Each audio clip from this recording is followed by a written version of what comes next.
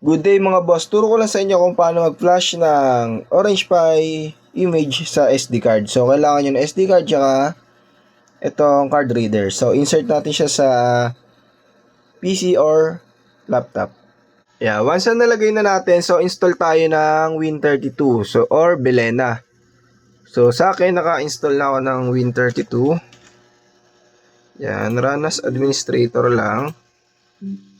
Then, select nyo lang yung folder ng ng card reader nyo. Then, click nyo itong folder, logo. Then, hanapin nyo kung saan po nakasave yung Orange Pi nyo. Orange Pi image.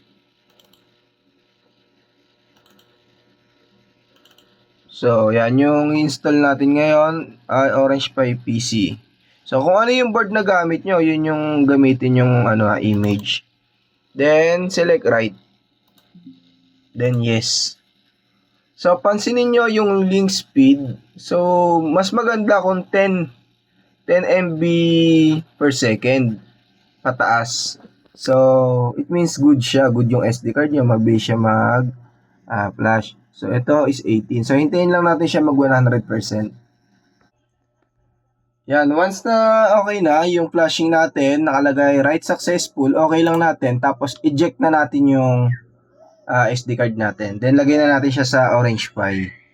Then, itsaka natin i-power on. Kailangan, nakasalpak na rin yung LAN cable sa Orange Pi natin.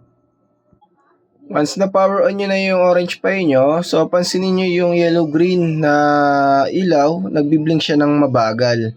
So, kapag ganyan, okay na siya. Pupunta naman tayo sa admin dashboard. So, ito, tara, punta na tayo. Ito yung link ng admin dashboard natin. So, localhost yan. 300 admin dashboard.html. So, kailangan mag-create muna kayo. So, pero may default na siya is admin. Tapos, password admin.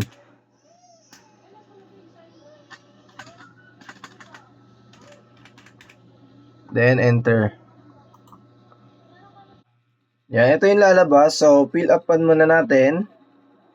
Once nakapag-fill up na kayo, click nyo lang yung activate admin. Then, hintayin lang natin yung result sa baba.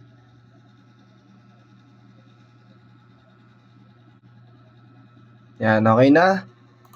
So, meron na kayong unique user ID. So, pag may ganito na kayo, pwede nyo nang i-install yung GovTech app sa device. Or, pwede na kayong bumili ng license. Pag bibili kayo ng license, ito lang yung hihingiin sa inyo.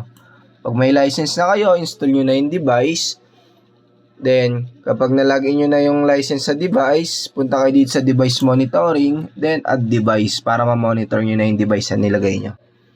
So, ganun lang kadali.